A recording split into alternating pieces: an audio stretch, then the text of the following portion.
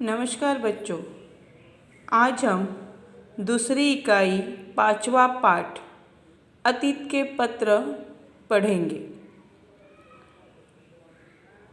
इस पाठ के लेखक हैं विनोबा और गांधी जी। विनोबा जी ने गांधी जी को तथा गांधी जी ने विनोबा जी को पत्र लिखे हैं। पत्र जो हमारे मन के भावों को शब्दों में प्रकट किए जाने वाला एक माध्यम, जो हम पत्र के ज़रिए अपने रिश्तेदारों तथा मित्रों तक पहुंचा सकते हैं। देखिए, विनोबा जी का पूरा नाम है विनायक नरहरि भावे, जिन्होंने स्वतंत्रता संग्राम सेनानी, सामाजिक कार्यकर्ता तथा प्रसिद्ध गांधी विचारक के धनी रहे हैं, जिन्होंने पूरे जीवन भर समाज सेवा का व्रत लिया था। महात्मा गांधी जी, जिनका पूरा नाम आप सभी को पता है, महात्मा गांधी जी का पूरा नाम मोहनदास करमचंद गांधी था। गांधी जी आप भारतीय स्वतंत्रता आंदोलन के प्रमुख राजनीतिक एवं आध्यात्मिक नेता थे। यहाँ प्रथम पत्र में विनोबा भावे जी का दृढ़ निश्चय, देश सेवा व्रत, अपरिग्रह, परिश्रम, अनुशासन एवं गांधी जी के प्रति समर्पण एवं श्रद्धा दिखाई देती है। दूसरे पत्र में गांधी जी का भावे जी के प्रति विश्वास, पितृवत प्रेम दिखाई पड़ता है। इन पत्रों से विविध मानवीय मूल्यों को अपनाने की प्रेरणा प्राप्त होती है, प्रेरणा मिलती है। परम पूज्य बापू जी, ये जो पहला पत्र है वह विनोबा जी ने बापू जी को लिखा हुआ है। उन्होंने लिखा है, परम पूज्य बापू जी, 1 साल पहले अस्वास्थ्य के कारण आश्रम से बाहर गया था। यह तय हुआ था कि 2-3 मास वहीं रहकर आश्रम लौट जाऊंगा, पर 1 साल बीत गया, फिर भी मेरा कोई ठिकाना नहीं। पर मुझे कबूल करना चाहिए कि इस बारे में सारा दोष मेरा ही है। वैसे मामा फड़के को मैंने 2 पत्र लिखे थे। आश्रम ने मेरे हृदय में खास स्थान प्राप्त कर लिया है। इतना ही नहीं, अपितु मेरा जन्म ही आश्रम के लिए है, ऐसी मेरी श्रद्धा बन गई है। तो फिर प्रश्न उठता है कि मैं 1 वर्ष बाहर क्यों रहा। देखिए बच्चों, यहाँ पर विनोबा जी गांधी जी का आश्रम छोड़कर कुछ महीनों के लिए वाई गए थे, लेकिन वहाँ उनकी तबीयत बिगड़ गई और अस्वास्थ्य के कारण वे तुरंत आश्रम नहीं लौटे।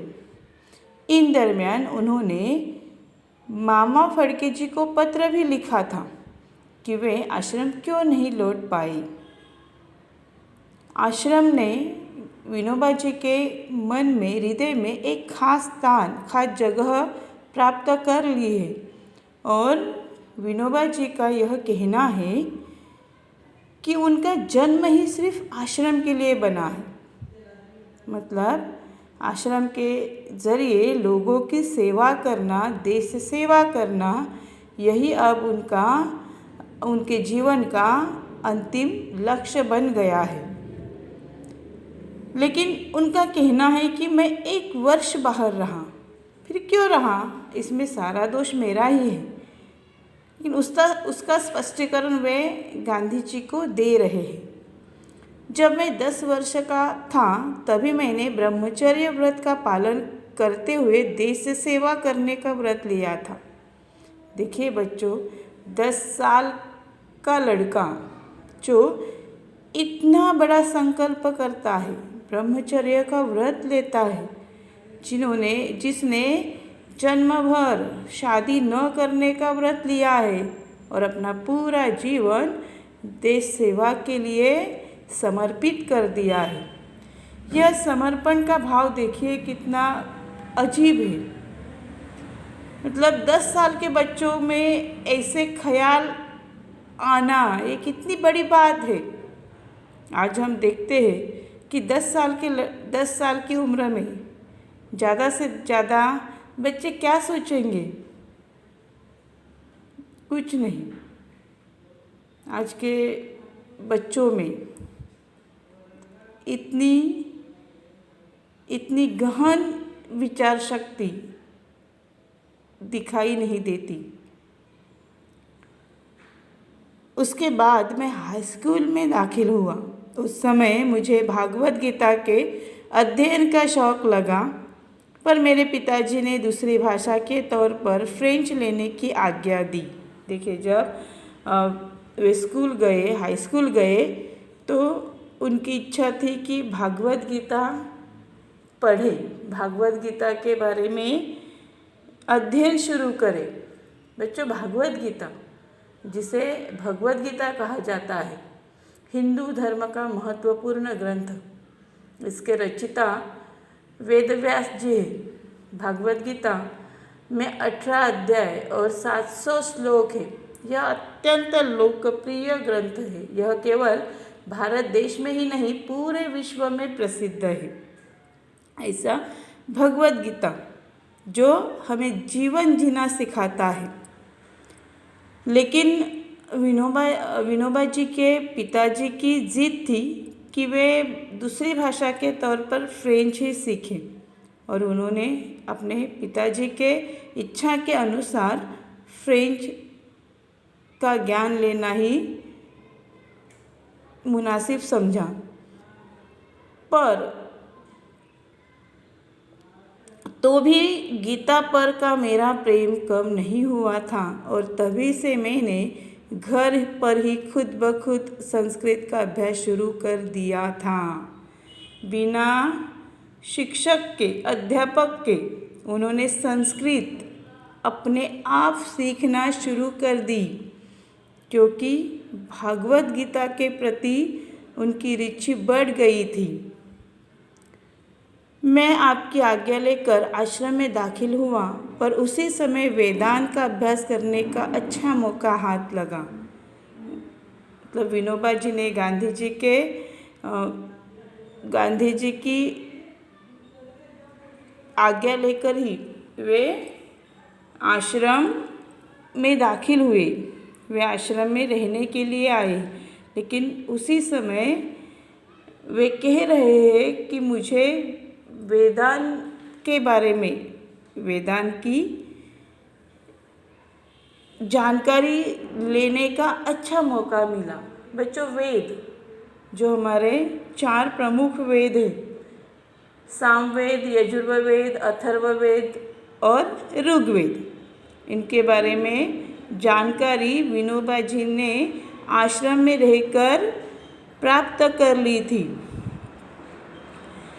वाई में नारायण शास्त्री मराठे नामक एक आजन्म ब्रह्मचारी विद्वान विद्यार्थियों को वेदांत तथा दूसरे शास्त्र सिखाने का काम करते हैं। वाई में एक महाशय रहते हैं जिनका नाम है नारायण शास्त्री मराठे, जो ब्रह्मचारी है तथा विद्वान भी है, होशियार है, जो विद्यार्थियों को वेदांत और दूसरे शास्त्र पढ़ाने का काम करते हैं। उनके पास उपनिषदों का अभ्यास करने का लोभ मुझे हुआ।